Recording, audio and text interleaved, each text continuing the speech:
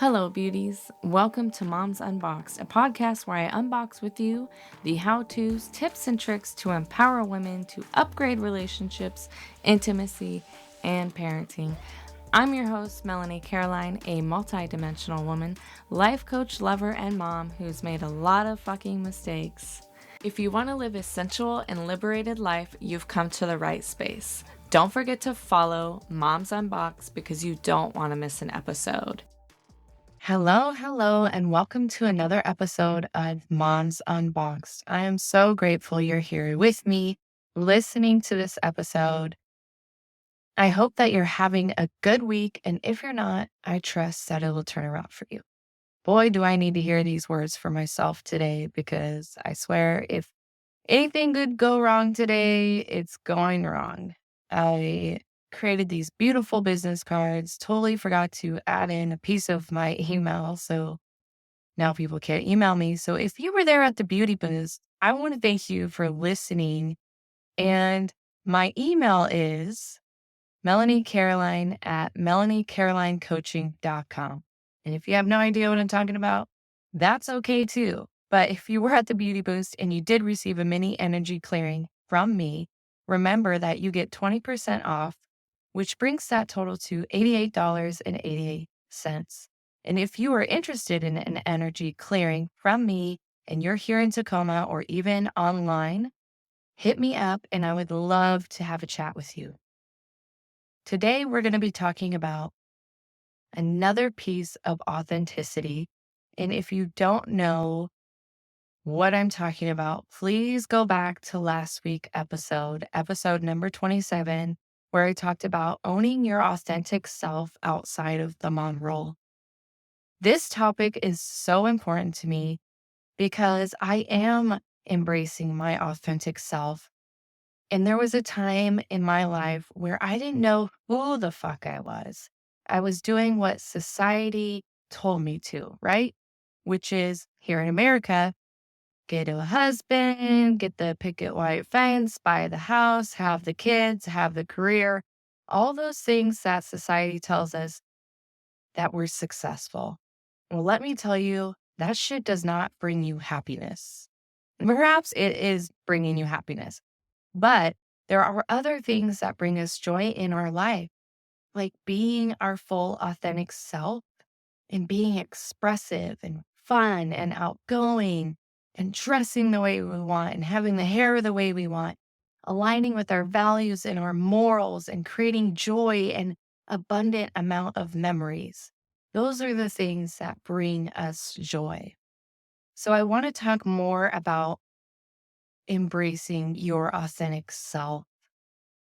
And when I thought about this a bit more, people ask, well, how do you be your authentic self? Because history goes to show, especially with gender and sexuality, being those parts of ourselves comes with repercussions. And decades ago, we were even beaten or killed because we showed that part of us. So if you've been listening to my podcast, you know that I'm a bisexual woman. This is a part of me that I tried to embrace in my teens, and that did not go well. I tried to connect myself with, back then, it was just LGBTQ communities, and I felt shunned because I was bisexual. So when I was growing up, there seemed to be no room for bisexual people. It was like we had to pick a side. We had to either really like women or really like men, and there was no in between. And so even as a bisexual woman, I felt like I was an outsider. So although you might not be bisexual, you might be thinking, there's parts of you your family will not accept. Your friends will not accept. Your coworkers will not accept. They don't understand you. And I can resonate with that fully and completely. And as a mom, there's this expectation of perfectionism and doing things the correct way, taking all the kids to sports and cooking the dinners at night. being the best partner we can be, being the best mom we could be, comparing ourselves to other moms, feeling like if we are not keeping up with the Joneses, that we're not doing it correctly. We only have one life to live. And that's why it's super important that you understand who you are and how you want to live this life. And if your calling is to be the best mom that you can be, then that's completely beautiful and acceptable. If you don't feel like there's a career out there for you to have and your sole purpose is to raise the next generation, fuck yes, that is an incredible role. And I want you to think about how can you be more authentic to yourself while being the best mom that you can be. And what does that mean to be the best mom that you can be? Not with you comparing yourself to other moms, but just you. What is it you want to progress in? How do you want to be a better mom? And for me, it was being more authentic.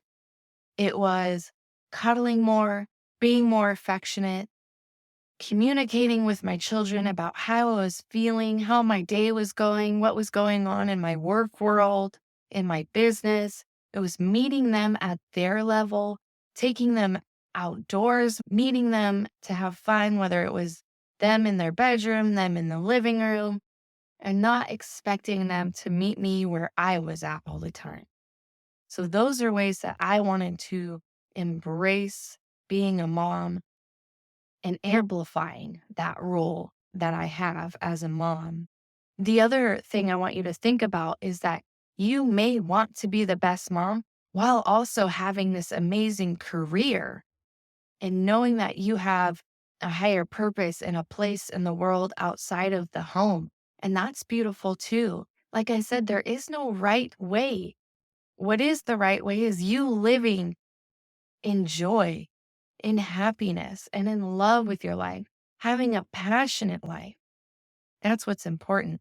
So I'm speaking to moms in the home, moms who are also out in the world building their career, joining forces with other women to make a change and make a difference in this world, whether that's you out in the community or you in your home raising the next generation. It's all fucking important. It is all needed because this world, it needs a change. And unfortunately, I'm seeing with DEI being extinguished on a federal level, how is that going to change our world? And having these votes to take away women's bodily autonomy, we might see America get worse before it gets better. And that's why it's so important right now for women to hone in who they are, what they want to do, what impact do they want to have in the world. And part of you is being your authentic self and really going inward and understanding what does that mean for you in your future? What does that mean for you and your children's future? You may not know what that looks like, but knowing that there is something within you that needs to come out is the first step.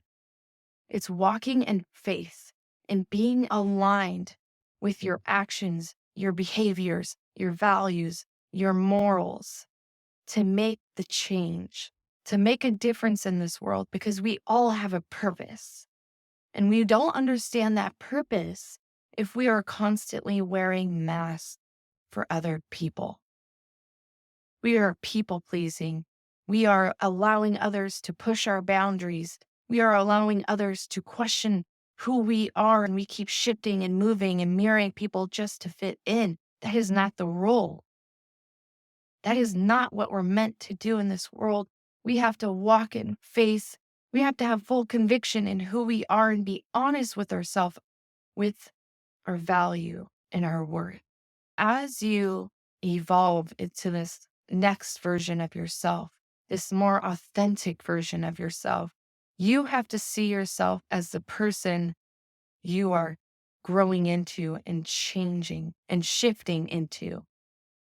I'll give you some examples in my life. I have lived a very sad, depressing life. I was a people pleaser. I was in toxic relationships.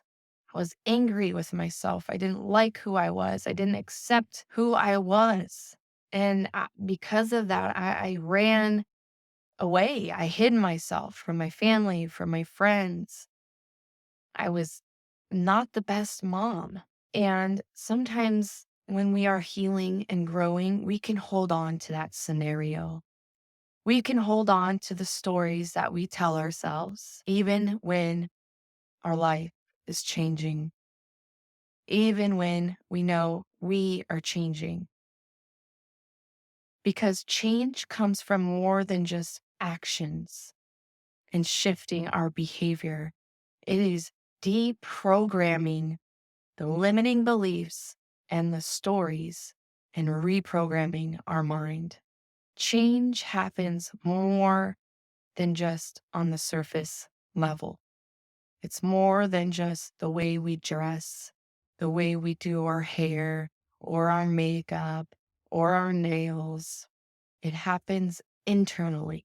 And I had to admit to myself that holy shit, my life has changed. Yes, I have changed, but so has my life. I'm not alone. I have people that love me and support me, who are there to guide me. And so I had to admit to myself that those stories that I was carrying were false. They no longer played a role in my life. And if they do play a role in your life, that's because you're allowing it to. You're allowing yourself to be stuck in these old narratives. So I want you right now to assess your life. Are you clinging on to old narratives? Because let me tell you what happens when we hold on to these narratives is that it gives us an excuse to act and behave the way we used to. If we were selfish or negative or treated someone poorly and we make an excuse, well, because no one loves me, no one's there for me, I'm lonely, I'm sad. And then you really take a look around yourself and you're like, wait, hold on. That's old stories I'm telling myself. I actually have a loving partner. I have beautiful children that love me. I have coworkers that are there for me and friends that would drop anything to be there for me. I am holding on to a narrative that is no longer serving me, that is not wholesome, that doesn't benefit me anymore. And that's the part about being honest with where you're at in your life and who is surrounding you. And when you notice the narrative that you continue to play, you'll have to take ownership that you have been holding on to these stories and limiting beliefs. And once you take accountability is when you can start making the change to be authentic, to really, truly live in gratitude with the purpose that you've been given. You might even do this with your children. So if you have a child who ooh, gave you quite a headache growing up, it was quite a battle, you felt defeated, they just continued to disrespect you and argue with you, they weren't honest with you, and you've noticed the shift in their maturity, and you've noticed the growth that they have had, but you're still treating them as if they were that person that they used to be when they were arguing with you, treating you disrespectfully. That's the narrative that you're holding on to. Notice, where are you still feeling tension when it comes to communicating with your child where you no longer need to feel tense? Where can you give yourself permission to soften towards your children and realize, well, my kid's not the way they used to be. They've changed, they've grown. And sometimes it's hard for us to come to this realization because we can't do it with ourselves. We don't notice our own self and our change and our growth and the evolution in which we've made to become a better version of ourselves. So, how can we notice that with our children or even our partners, where you're still treating them like the liar they used to be? Sure, it's hard to build trust, but how can you build that trust if you're still treating them like that version of themselves that they've worked so hard to grow from? And this could be you. Like I said, it could be anyone that you have in your life. You have to allow people to show you that they've grown and that they're becoming or have become a better person. And noticing that in others starts with yourself. The way we treat people is a reflection of how we feel internally.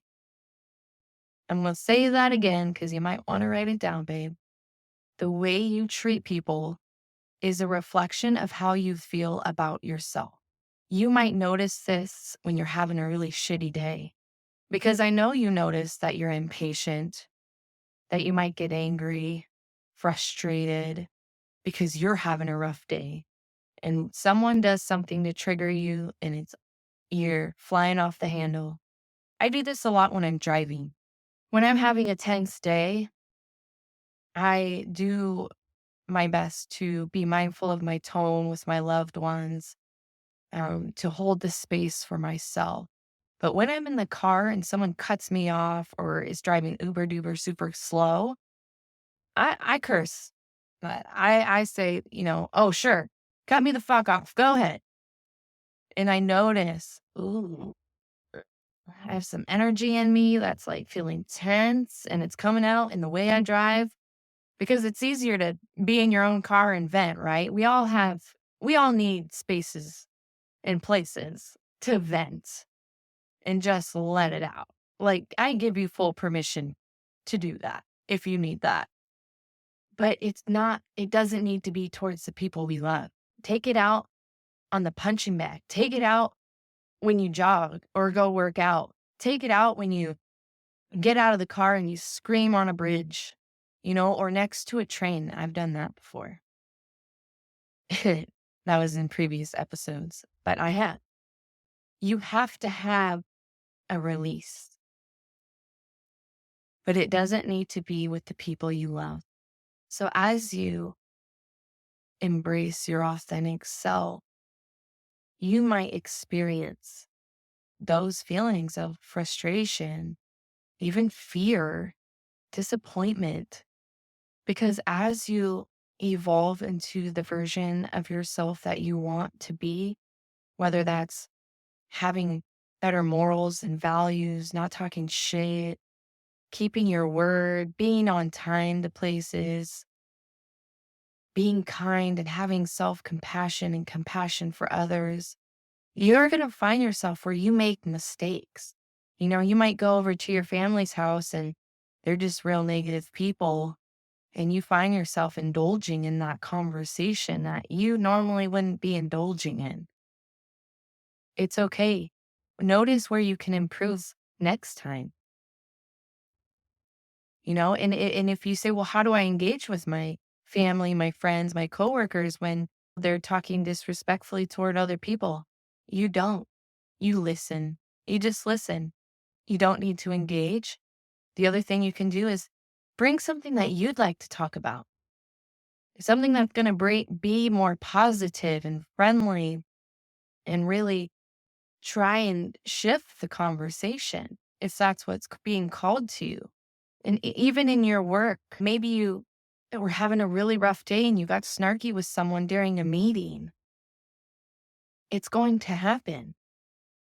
That's where we have to have that grace and self-compassion and that ability to take accountability and apologize. It's okay to make a mistake. And instead of taking accountability and apologizing, what we often do is just amplify that energy of, I fucked up, I did something wrong. And then we feel guilty. We feel shame. We talk poorly to ourselves. We don't need to do that. It's okay to put a hand to your heart and say, I noticed I did that and I have room to grow. And next time I'll do better. And I can apologize for this. And it's okay. that I made a mistake because I'm human. I am human before I am a mom. And the better you get at this, the better your children will get at this as well. And oftentimes we don't leave a lot of space for our children to make mistakes before we're punishing them for a behavior. We're always punishing for them making mistakes. What is that teaching them? I say, stop punishing for the behavior and understand the mindset. Why did the behavior happen in the first place? Why did they hit their sibling? Why did they lie to you? Perhaps it's because they thought they were going to get in trouble, and so they thought the easiest thing to do was to lie. Because when they've come forward with the truth before, they got punished instead of you being like, thank you for being honest with me, creating a safe environment for them to go to with their problems without feeling like they're going to be punished. We are so quick to punish people. We are quick to punish ourselves. How can we be authentic to who we are if we're constantly shaming and punishing and being unkind towards ourselves and others? It takes a lot of developing to be the next evolution of ourselves. So when you are thinking about being your authentic self and being in faith, and you start to question, what that looks like for you, I want you to sit down and meditate. What evidence in the universe and within yourself is leading you down this path? I want to share an example, a real life story. It was, I don't know, must have been 7 or 8 years ago now, where I was really down. I was pushing my husband away. I was pushing my kids away. I was in a toxic relationship with another partner. And I just felt my soul dying. And I had this dream that I did die. And I met with God, the universe, and they showed me all the things that I would have been had I not lived in fear. And that really woke me the fuck up. I had this big realization that I had to change something within myself. I heard this saying once from one of my mentors that came from their family member, and that was, hell on earth would be meeting the version of yourself that you could have been had you stepped into your full authentic self, had you not lived in fear. Can you imagine at the end of your days meeting the person that you could have been had you not been a people pleaser, had you not let people push your boundaries, had you stopped shaming yourself for making mistakes, had you been brave to take the next big steps to get to where you're meant to be, because you have a purpose in this world. And it's up to you to find that person and align your actions, your behaviors, your values, align your entire being with who that person is going to be in order to accomplish everything that you are meant to do on this earth. Our time on earth could end tomorrow. Who are you going to be? And how are you going to raise your children? Take every single moment, every single hour, every single day to work towards that person that you want to be. Living for someone else. Stop mirroring other people. Get your own hobbies. Do things that are of interest to you. Go out in nature, go play, go laugh, go spend the money. That's one of my biggest downfalls.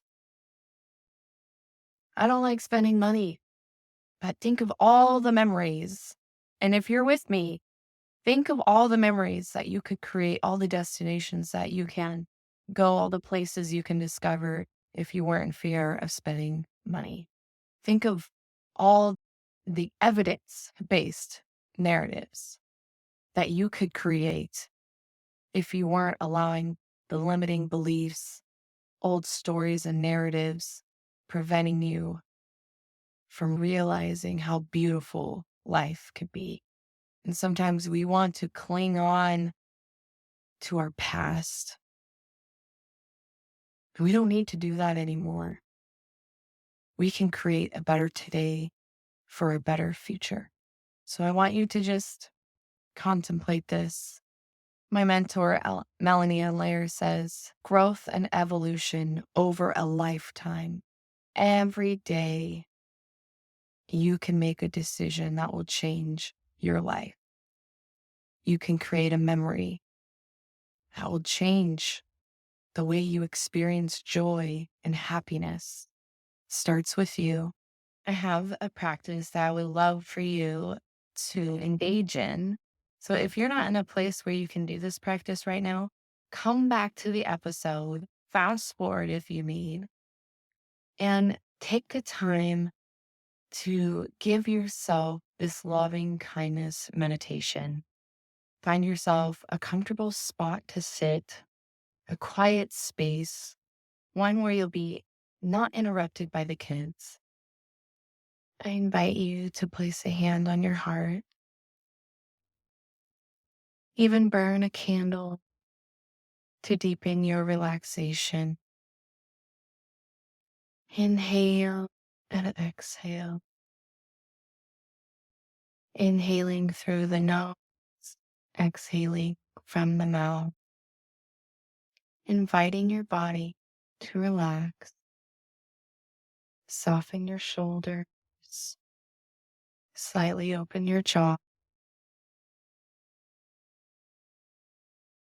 Soften your belly. Ground yourself to your sit bones. Inhaling and exhaling. Placing a hand over your heart. I invite you to just notice yourself. Notice any tension, any aches, any pain. Continuing to inhale and exhale as you drop further into awareness. Notice any emotions that arise, any thoughts that come up. Welcome the coming home to yourself in all your beauty, in all your authenticity. Continuing to inhale and exhale as you drop deeper and deeper within yourself. Feel the heartbeat under your hand. Feel the rise and fall of your chest. I want you to invite your higher self to show you, what does that future version of you look like? How does she process her emotions? What are her values and morals? How does she elevate herself as a mother, as a leader, as a woman? Perhaps you see the version of yourself with your mind's eye. Perhaps it's a feeling and sensation that you get within. Notice what comes up. Notice any emotions around you stepping in to your authentic self. Does fear reside in the belly? Or perhaps there's joy in your heart that evokes a smile on your face. Continuing to inhale and exhale as you open yourself up more understanding, patience, and compassion as you move forward in this journey. Continuing to inhale and exhale as you just notice all the wholesome, loving things about yourself. Notice all the love and kindness within your heart that wants to be amplified. Inhale and exhale as you hold these parts of yourself with tenderness. How you will develop a better future for yourself and your children by being more authentic to who you are. And this will give your children permission to accept who they are.